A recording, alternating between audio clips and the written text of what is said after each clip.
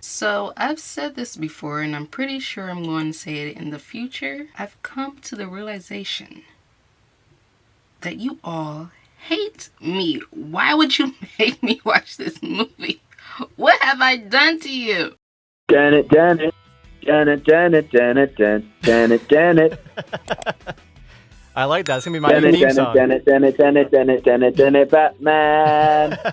So you may or may not know that when I began making content on this channel, I started with Harry Styles content. I was a new Harry fan, and creating content surrounding him allowed me to learn more about him and be creative and pretend that the world wasn't crumbling all around me. During the process of that, I remember someone mentioning this wonderful, lovely film that was a fictionalized re-imaging of dear old Harold. However, the reason I am doing this video is because it has been requested a few times by one of our blush bunnies. These blush bunnies present After. I'm not a fanfic person, and I had no idea what Wattpad was until a couple of years ago. So to say that I was out of the loop is a bit of an understatement. But apparently y'all were coming out in droves to support this Twilight meets Lifetime movie, penned by Anna Todd, which we will get to her later. But just in case you have no idea what I am talking about, let me set the scene. Tessa sets out to college. She is but an ordinary sheltered girl who meets this bad boy, and her whole world was never the same. Now, on a very surface level, I would have to say that the story seems harmless.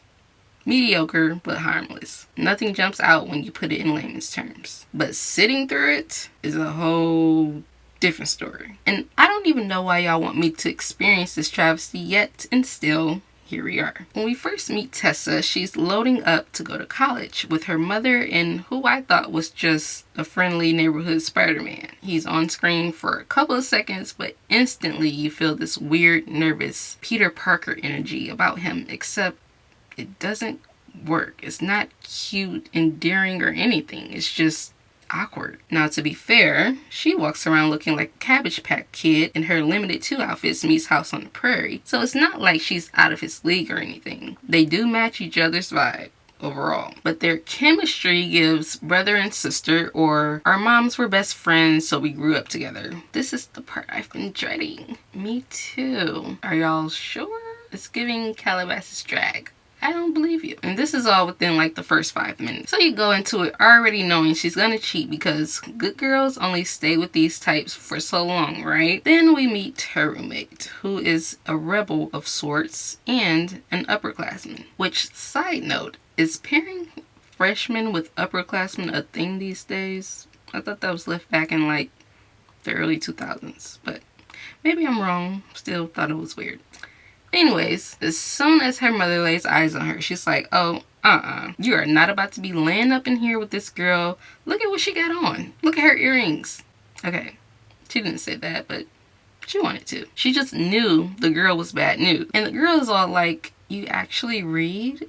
You brought books? Who brings books to college? Like, girl, is this the arcade? Is this the club? What the hell type of question is that? So at this point, we got caring mom, Peter, baby gap, and clueless. I can already tell the mom is going to be my favorite character, and she's going to get the least amount of screen time so that my suffering can go uninterrupted. Isn't this just great? The second tolerable character is Landon, who she meets in her econ class, but we will get back to him. Then we finally meet the bane of my existence, who is nowhere near the object of my desire, Hardin. Tessa is coming from the community bathroom after a long first day of classes, so surely she wants to go to her room, settle in, and read one of the many books that she brought with her to school. Well, she can't do that because Freaky Jason is laying across her roommate's bed, and she's like, excuse you, why are you just in here like it ain't no problem? Can you leave so I can get dressed? And he's like, don't flatter yourself. I'm not looking. I'm sorry, what? Flatter myself because I don't want some stranger in the room while I'm getting dressed, period? Whether you're sneaking a peek or not. Creep behavior. But this is only the beginning. Clueless finally convinces her to go to a party after she has been adamant about the fact that she has no interest. We get there and there's a group of losers she finds herself amongst, and we just have to suffer through yet another encounter. They are pressuring her to drink 5 seconds after meeting, and one girl is like, "Oh my god, Steph, where did you find this girl?" And then she goes ahead and takes a gulp. Like, first of all, the girl just sat down. Now, I can see if she had been sitting there for a minute and then you were like, "Oh wow, you don't drink or anything?" But as soon as she sits down, you come at her? And how you get pressured that quick? I can see if this was something you were curious about or at least had the slightest bit of interest in, you didn't even want to be there. They start playing Truth or Dare. And the first question she's asked is to name the craziest place she's baked cookies. And she's like, pass. And they're all in shock that she never baked cookies before. Then they dare her to kiss her. And then she's like, "I ain't giving him no kiss." Here's my thing. First of all, this group of losers maybe it's just me. My college experience was not like this. Playing games like this. It's very high school, you know? No? Is it just me? And I love how at the age of 17, 18, they're like, "Oh, you have never baked cookies before?" Like, what? Why is that a thing? Why is that so surprising? No, she was 50, 40, and she's never, then you can be like, "Oh wow, you never," that can be a shocker, right? Because you're older, you've lived life. She's a kid. And we're supposed to be like, "Oh my god, she's never." Please stop with the madness. And another thing, why is she still there? After you felt pressure to drink, you could have taken a little swig and grabbed a lift back to the dorms. But no, you want to sit there and make us ridiculously uncomfortable. Thanks, Teresa. Thank you, Teresa. So she calls her boyfriend for comfort, and he goes off on her for even being out in the first place. How dare you partake in your new college lifestyle? Shame on you. Sir, relax. It's not that deep. She wanders off, and here comes Hardin being a creep, trying to finish up where they left off. So does no not mean no, or I'm confused. But even with her pushing him away, you can see that she's starting to be into him, no matter how smug he is.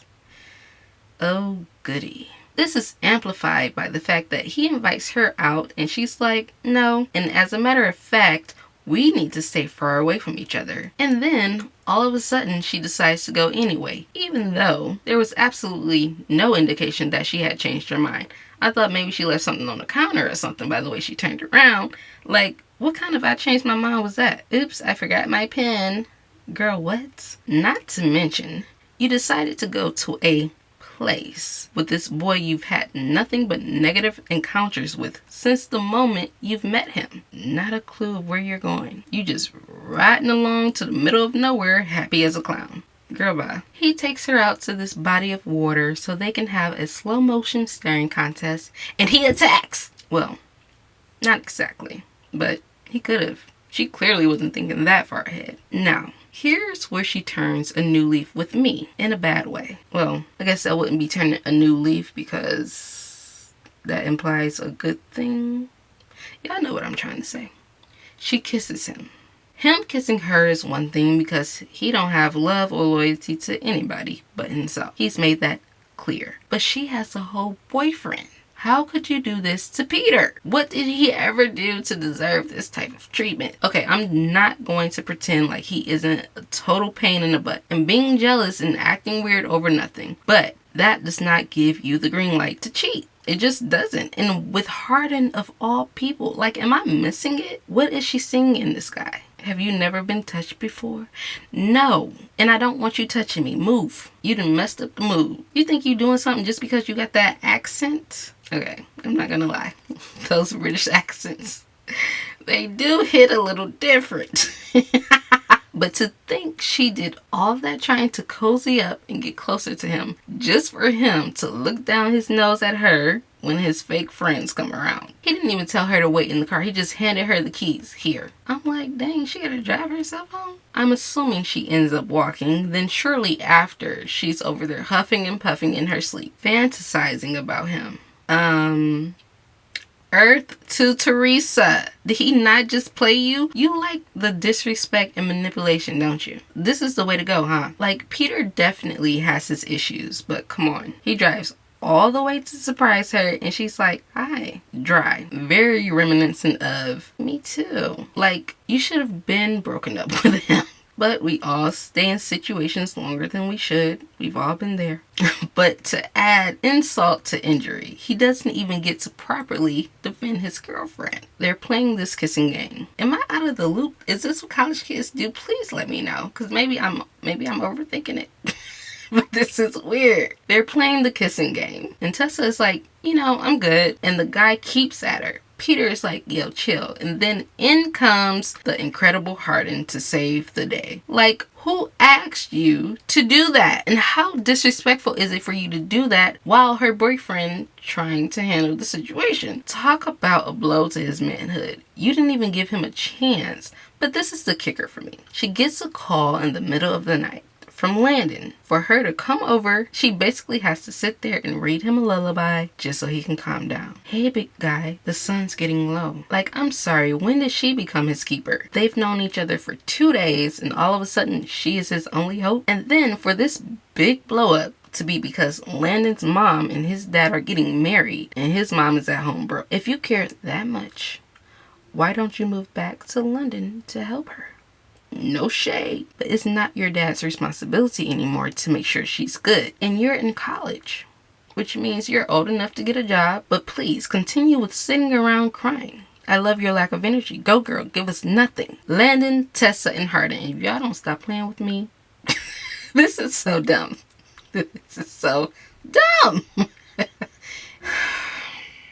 I'm only like halfway through the movie, and I don't know if I am capable of watching the rest. 3 weeks later. Okay, unfortunately, I'm back, and Noah is heartbroken. I gotta put some respect on his name and call him Noah, because I feel where he's coming from. You drive all the way to campus, mind you, still in high school. You probably have a packet that's due if it's a break. If it's the weekend, you definitely have something due Monday for your science class and math. But you put that aside, you go to visit your girlfriend, she leaves in the middle of the night without notice.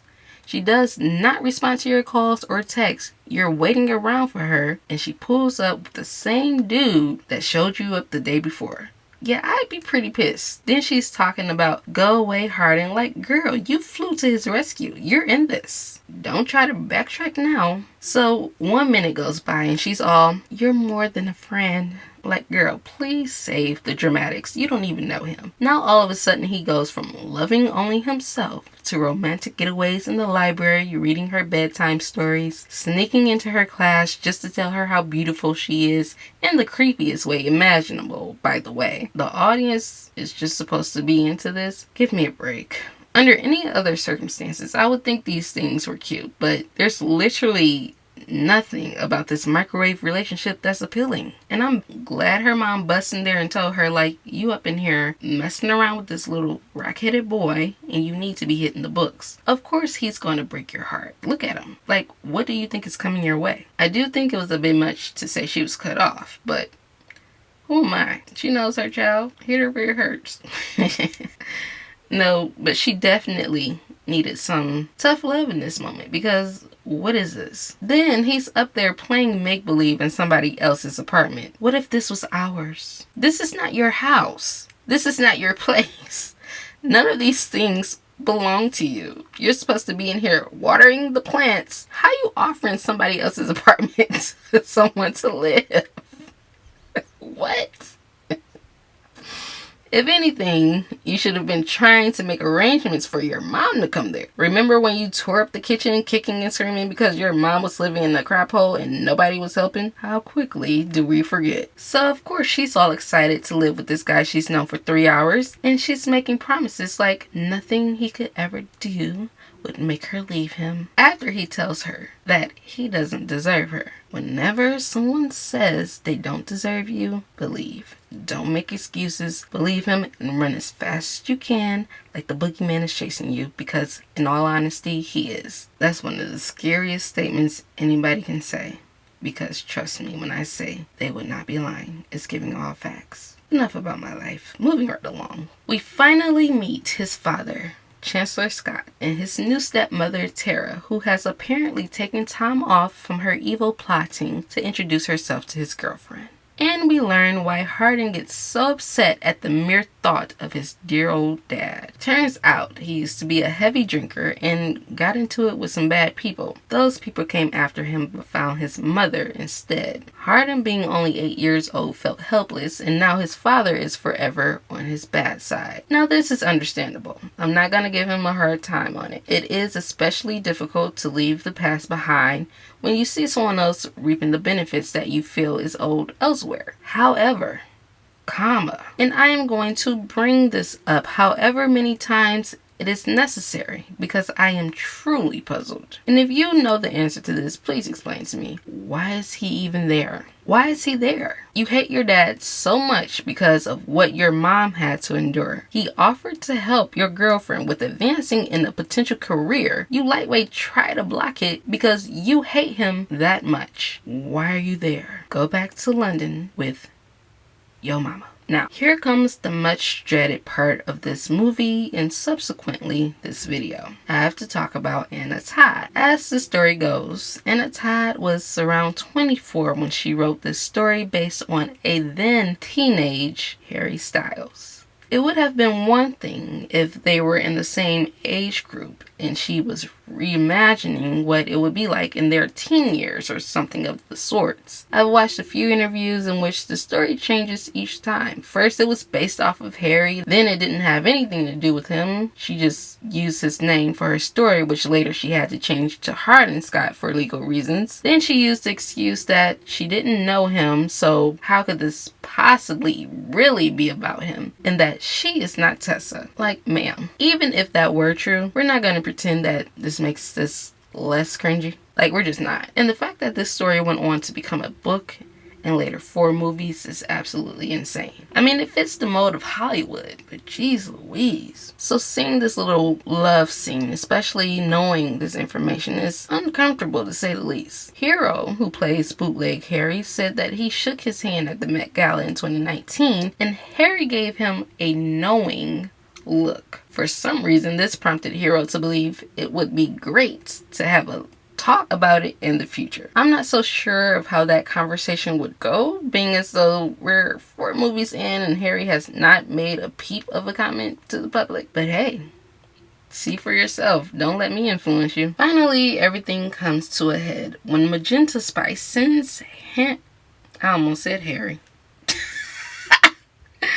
Sends Hardin a text asking did he tell her karma has come to deliver. She was getting played all along, at least according to this friend group. Turns out he bet that he could get her to fall in love and then drop her like a bad habit. So this little piggy cried wee wee wee all the way home. She had to say sorry to her mom because she was right, and she had to say sorry to her ex because she was a dirty dog. Now, moms are supposed to be there for their kids whenever they make these types of mistakes. Unconditional love. But Noah, why are you forgiving her so fast? First of all, she shouldn't have even been able to contact you because she should be blocked in every single form, okay? Her email should be going to your spam folder. Let's start there. He's sitting there talking about, oh, this is just a part of life. We grow and learn what we want. Like, ugh, I almost feel like you deserve to have gotten cheated on after saying something like that. Who raised you? So now, all of a sudden, Miss Teresa wants to be all invested in her future, and Hardin is moping around like a sad puppy. He pulls her back in with this stupid essay that he wrote. Okay, actually, the essay wasn't that bad, but this relationship just doesn't work for me. It doesn't. Nobody needs to make amends. Bygones need to be bygones. Move on and find somebody better. Good riddance. After, should I save myself and stop here, or should I continue watching the series? I will know your true feelings towards me depending on how you answer that question. This movie was incredibly boring. The so-called love story sucked. It was slow-paced and nothing really happened. I mean, at least in the Twilight, we get vampires and werewolves. The whole good girl likes bad boy storyline was not it. Like, it just made it so cringe. I don't know. I'm trying to think of what they could have done better to make this movie worth watching, and I just think they should not have made it. I was sitting there like, when does it end? But what are your thoughts about the film? Are you one of the original fans of the Wattpad story? Do you read the books? Or did you read the books? What do you think about the whole Harry Styles angle of this story? And if you like any of the above, the Wattpad, the books, the movies, what am I missing that makes it so great? I am so curious about the comments on this one. Let me know down below. Also, please don't forget to follow the podcast and stop by the Blush Bunny merch store and grab you some gear. With all of that being said, if you haven't done so already, be sure to click like and hop on over to that subscribe button and hit the bell. Otherwise, YouTube will never show you my videos. As always, I'm all ears. Until next time, bye.